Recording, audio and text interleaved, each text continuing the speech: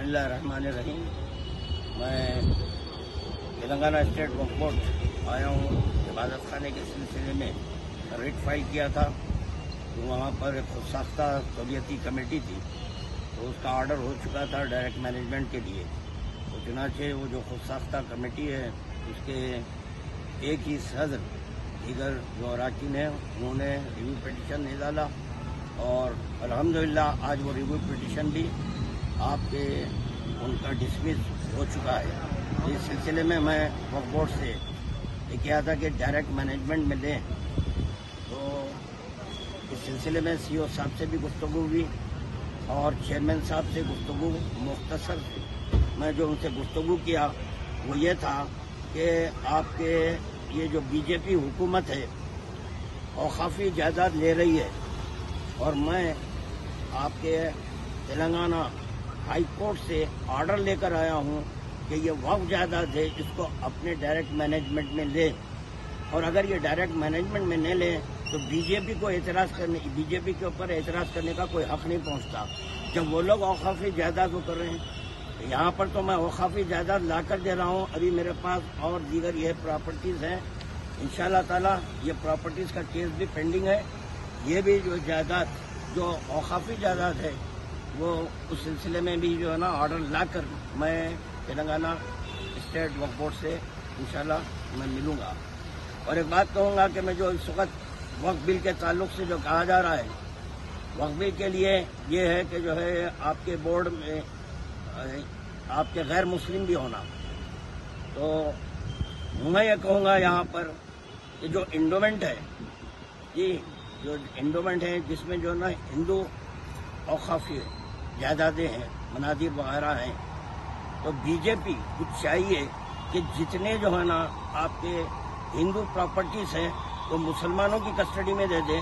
उसके बाद जो मुसलमान की जायदादें हैं औकाफी, उसमें जो है ना हिंदू को लाएं, क्योंकि आपके हमारे मोदी जी का कहना है कि हम औकाफी जायदाद की हिफाजत करना चाहते हैं। जब औकाफी जायदाद की हिफाजत करना है तो इसका एक ही रास्ता है कि हिंदू जायदाद मुसलमानों के हवाले करिए, मुसलमानों की जायदादें हिंदू के हवाले करिए, तो ये जायदादें महफूज रह सकती हैं जी। और फिर यहाँ पर एक बात ये कहूँगा कि सेक्शन 36 के तहत वक्फ किया जाता जी, और ये तमाम मराहिल से गुजरने के बाद कई एक सेक्शंस हैं, उन तमाम मराहिल से गुजरने के बाद गजट शाये होती है। तो जब गजट शाये हो गई थी, गजट के लिए वक्फ एक्ट कह रहा है कि 1 साल में चैलेंज करना। तो गवर्नमेंट से मेरा मुतालबा है कि जब ये गजट में औकाफी जायदाद शाये हो चुके हैं तो चैलेंज क्यों नहीं करें। इतने अरसे के बाद आज जो है ना आप चैलेंज करके बता रहे हैं कि ये जायदादें वक्फ नहीं हैं, जबकि गजट में है कि वो वक्फ जायदादें हैं, मसाजिद हैं, दरगाहें हैं, खानखाना हैं, तकिया है, खबरस्तान हैं, ये मदारिस हैं, ये तमाम चीज़ें वक्फ हैं। अब आप कागजात पूछ रहे हैं तो वक्फ बोर्ड से पूछे कागजात, चाहे वो तेलंगाना स्टेट वक्फ बोर्ड हो या दीगर जो है ना ये स्टेट में जो आपके जो है वक्फ बोर्ड है उनसे पूछिए कि पेपर्स कहाँ पर हैं।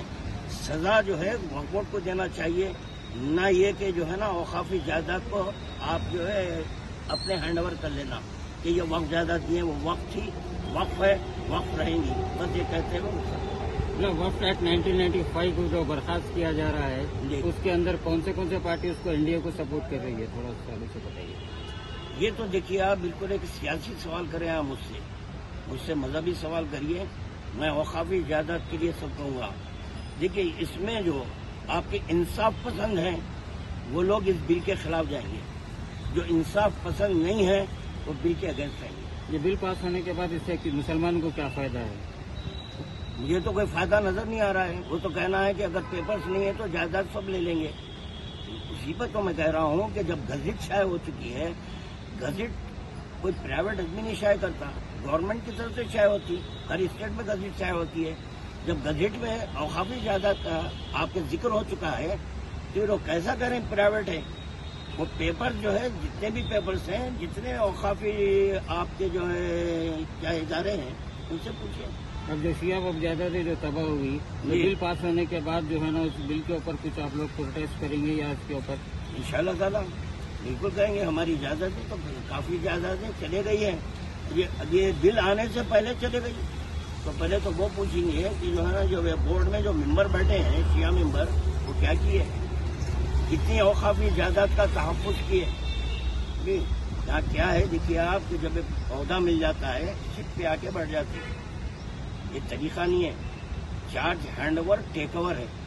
जब चार्ज आप जो है ना टेक ओवर कर रहे हैं, तो आपको चाहिए कि पहले रिकॉर्ड सेक्शन का जायजा लेना कि कितना रिकॉर्ड है यहाँ पर जी। वो रिकॉर्ड आपके जो है ना अपनी कस्टडी में लेना चाहिए। शिया कम्युनिटी में जो इबादत खाने का इशू है, उसके अलावा सड़कों के अलावा का भी इशू काफी चल रहा है। जो मलियां, मैं देखिए 12 प्रॉपर्टीज का जो है ना आपके केस डाला हुआ, जो मलियां बर्खास्त किया जा रहा है, उसके अंदर मेट्रो ट्रेन वाले जो मलियां तोड़ रहे हैं, उसकी कंपोजिशन का पैसा किसको जाना चाहिए? क्या वक्फ बोर्ड को जाए? पहले ये सवाल पैदा होता है कि जो है ना वो अलावे सद्दो जो आसार खदीमा में था, उसको निकाले क्यों? आसार खदीमा की इमारत को तोड़ा नहीं जा सकता। तो पहला सवाल ये है मेरा, तो वो कैसे तोड़ रहे हैं, उसको मुनज़्ज़िम कैसे किया जा रहा है? आसार खदीमा की इमारत को मुनज़्ज़िम नहीं कर सकते। नहीं, सिर्फ बाहर के मलियां जा रहे हैं, अंदर का आशा खाना नहीं जा रहा बल्कि बताया जा रहा है। मलियां भी आसार खदीमा में आ सकती है, वो मुकम्मल इमारत है। उसी तरह दरअसल वो है शिफा खाना, जो आज मलियां बना दिए हैं, वो शिफा खाना है। वहाँ पर मरीजों को जो है ना एडमिट किया जाता था, क्योंकि वो जो अलावे सरतोख है वो हज़रत इमाम ज़ैनुल आबिदीन अलैहिस्सलाम के नाम से है, तो उनके नाम से इसीलिए उसको शिफा खाना बनाया था, जिसकी बुनियाद पर हमारे महल्ले का नाम दारुल शिफा रखा गया। तो जितनी भी जो है मलियां हैं, वो दरअसल जो है ना मरीजों के लिए। उसी तरह से बिल्कुल अपोजिट साइड पे भी उलूम हैदरी भी जा रहा, मुझसे अपने जाफर भी है। ये कोई आसार खदीमा नहीं है और उलूम हैदरी कोई प्रॉपर्टी नहीं है। ये तो गवर्नमेंट का इख्तियार है, ये रोड वाइंडिंग के लिए और जो है ना आवामी सहूलत के लिए वो चीज़ कर सकते हैं। ये मलियां तोड़ने पर आप लोग उसके ऊपर कुछ एहतजाज करेंगे? पहले आने तो दीजिए, हम रिकॉर्ड कोई नहीं दे रहे। जब हम जिस वक्त आपके जो है मेट्रो वालों से तलब किए तो वो हमको रिकॉर्ड नहीं दिए, वो तो नहीं बताया हमें कि जो है अदालत सत्ता की छोड़ा जा रहा है। जब वो बताएंगे तो इंशाल्लाह ताला उस वक्त स्टेप लेंगे हम, अभी तो नहीं। जी।